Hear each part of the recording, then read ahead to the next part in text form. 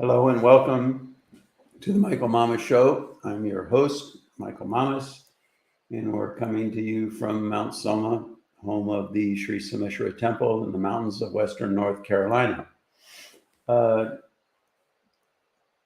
Today, we're going to work with the first 5 sutras of the Brahma Sutra.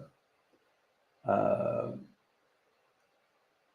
people say that don't even read the Brahma Sutras. They're for people that are entering Brahman consciousness, which is a very high level of consciousness, and so it helps them with the transition.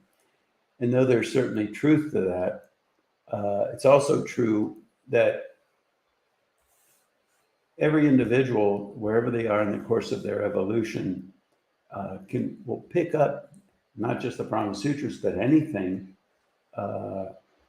on the level of their consciousness. And so there's a process that, knowledge, just having even an intellectual understanding helps enliven that sense that's deep within us, that place, sensing of that place where we are already one with the absolute. We are already one. We are already, if you will, in a sense, Brahman on that level.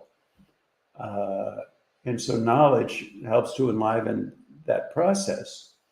But at the same time, it's the experience, pure just intellectual understanding, that's mistaking the beginning for the end. That's knowing all about is very different from actually embodying and becoming. The actual experience and of those different things can exist on different levels, and that includes our level of consciousness as we move towards Brahman consciousness. The Brahma Sutras, I've talked about the structure of the Veda and Vedic literature. The Brahma Sutras is kind of like, it's Vedanta. It's the expression of Vedanta. Vedanta, sometimes they call it the end of the Veda. I think that's probably not the best translation because it's not the end of the Veda, but what word do you use? It's the culmination, but is that even the right word? But it's the full expression of the total value of what life and what the Veda is all about. Okay, and that's Vedanta. Now I've mentioned in the past, I think, the mantra sutras of Jaimini Karma Mimamsa, and how that in the Vedangas talks about that is sort of the deepest level of relative understanding of the relative. Came from Jaimini as a cognizer, and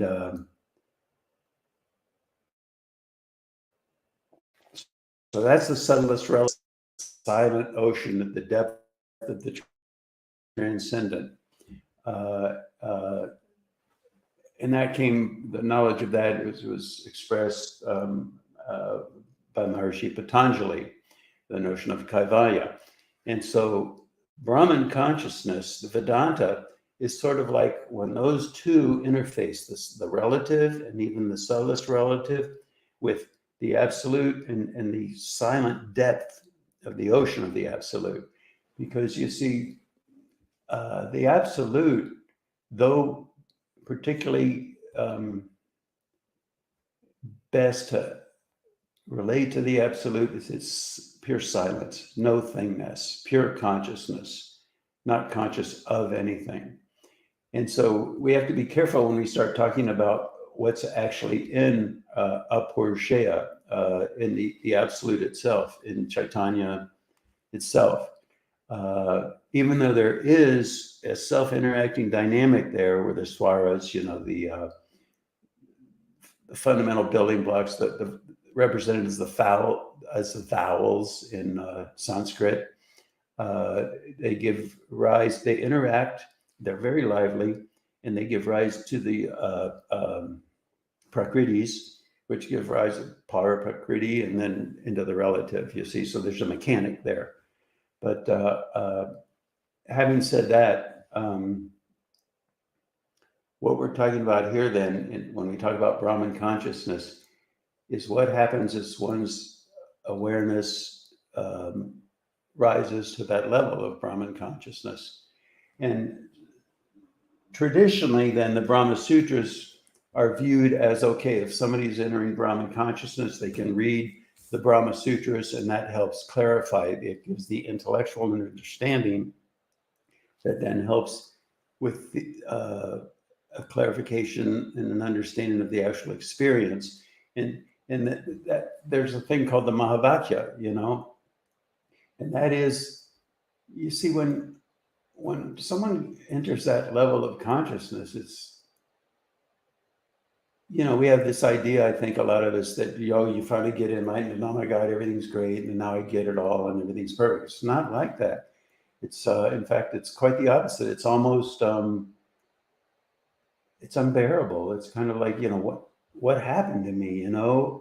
It's almost like a confusion in a way. And so there's the idea of the Mahavakya speech, the great speech, the great word, if you will, where the guru, you know, gives the student in that stage just the word, the right sentence at the right time to help stabilize that experience, you see? So then again, we have that interaction of knowledge and experience, okay?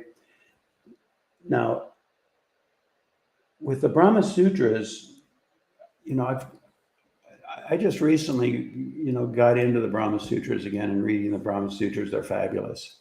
And there are 554 of them. We're going to go into the first 5 today. If you go online,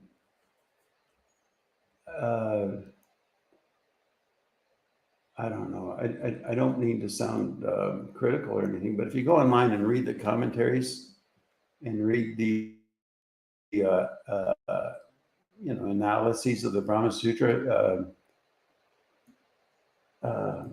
they're terrible. I mean, and I think the reason is because, you know, there's a big difference between knowing about and actually becoming.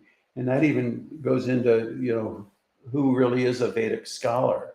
Is it somebody who's read all that and analyzed all that and has an intellectual understanding of that based on their current level of consciousness? And then they write about the Brahma Sutras and as if they're authorities, because, you know, they're, after all, they're maybe have a PhD in Sanskrit or Vedic studies or what have you, but they don't have the experience really. And so then what goes online is misleading largely, you know? And I was, so then in the process of looking at all that online, I was just aghast, you know? And I thought, well, Adi Shankara, let's take a look at his commentaries on the Brahma Sutras. And because, I mean, that's Adi Shankara. I mean, he's Shiva incarnate, you know? And so I did that. And at first, and for a brief period of time there, I was like, oh, wait a minute. I mean, this Adi Shankara's commentaries, and this is terrible. And then I realized that those are translations, those are interpretations of Adi Shankara's commentaries by people at whatever level of consciousness they have. They may consider themselves Vedic scholars, Sanskrit scholars, but do they have the experience to go with it? So the point being then is the Brahma Sutras can be experienced by all of us, but it's what determines the depth of our understanding is our level of consciousness. And so all I want to do today is share my experience of the Brahma Sutras from whatever level of consciousness I may have. It's certainly far, I don't even see Adi Shankar in the horizon, you know, he's so far beyond all of us, you know. but nevertheless, I think hopefully I'll provide some insights that you'll find helpful and of value, you know. So the first Brahma Sutra, and I am not a Sanskrit scholar, forgive my pronunciation, but I'll do the best I can with that. And the first one is Atato Brahma Jignasa. And I talked about that a little bit in the previous podcast, but it says, now from here, the desire to know Brahman. It's a reasonable translation. Now, it's very interesting. I mean, we could talk about this one sutra for a long time because at first we say, now from here. Well, on one level, it can be, oh, okay, well, somebody comes along and they want to know Brahman and they're really curious about Brahman. They really want to study Brahman and Brahman consciousness. That's why they're reading this. And so that's why it says now from here. But there's a lot more to it than just that, because the point is that the whole Veda, the totality of all existence, everything, that the knowledge of everything is contained in every point in creation and everything in creation. The totality of all knowledge is in this cup. And it's here, and now it's there. And it's now, and it's then. And it's everywhere, all the time. And the point is then also that in the field of duality, there's a separation. And there's a natural longing. Everything is gravitating back to oneness. And so that experience, as we experience that, it's experienced as desire, the desire to take separation back to oneness. And we see it everywhere. We see it in human beings, you know, we fall in love and we long to feel one with. We hear somebody speaking a language we don't speak. Wouldn't it be great, you know, to be able to speak that language and understand what they're saying? So there's just a natural desire to understand, communicate, become one with everything. And even, I mean, an earthworm crawling through the mud to get to the sunlight, you know. The underlying impetus of that is because there's something divine there that it's reaching for, you see. Water flowing down a mountain stream, going through all the cascades and turbulences and everything, going back to the ocean of oneness, the ocean. So there's just a natural, it's gravity in a transcendent, in a transgradient sense, you see. So that is the desire to know Brahman. Now, we can say, well, wait a minute, we thought the state of enlightenment was free from desire. And that's another point of confusion there. Even the word desire can be misleading, because when we talk about freedom from desire, what we're talking about is that place of kaivalya, that place of transcendental depth, that place of total oneness of everything, that place that is free from desire for anything, because on that level, everything is already one. How can you desire something if you already have it? But the point being here that we exist on different levels, and even great enlightened beings who are functioning on the physical level, on that physical level, there's desire. They may desire a cup of coffee, or they may desire or prefer vanilla ice cream to chocolate, or what have you. So even that notion of freedom from desire, there's greater levels of understanding from it. And I think what we might do here is we'll go through the five and then we'll go through them again, because as a unified whole, they start to support one another and give greater depths of insight into the meaning of the previous sutra. Okay, so the second Brahma Sutra, Janmajasya Yataha. Now, even that, what that means is it's like the birth, and the word Adi is in there, Jan Adi Jasya. Adi meaning, Adi is kind of like,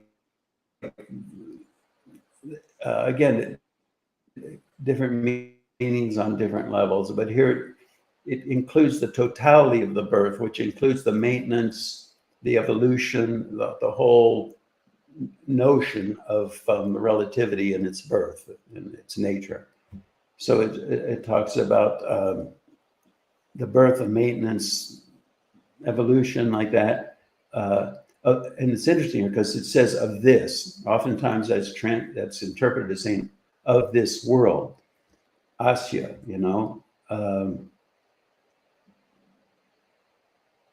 But and though that's valid, let's drop the word and just take the literal translation, as best as my understanding of Sanskrit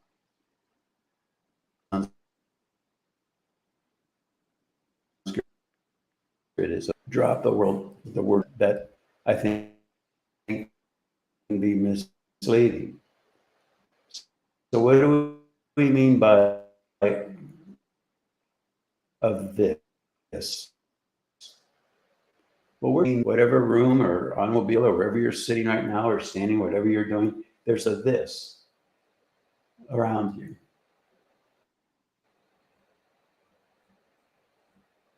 And the Brahma Sutras are talking about the birth of this. It includes the whole world for sure.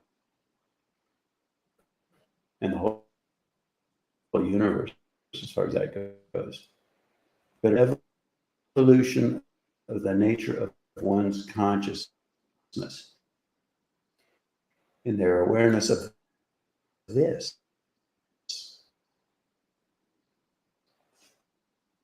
You see?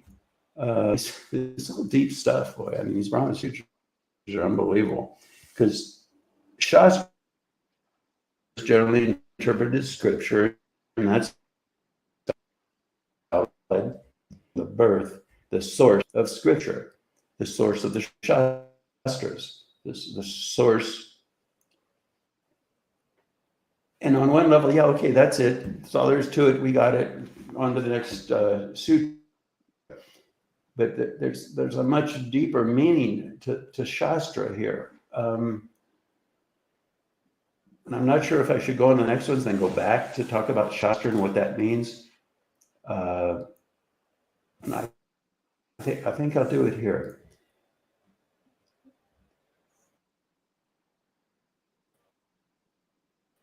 Everything up this desk, this room,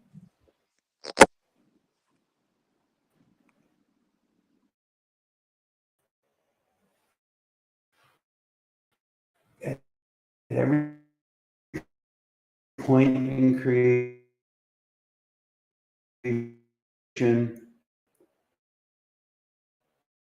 there's the totality of the Shastras,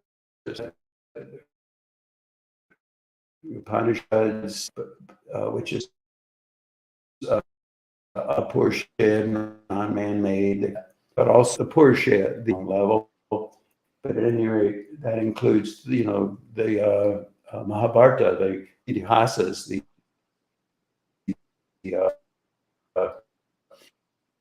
Upangas, the Vedangas, the Upaveda, all of that.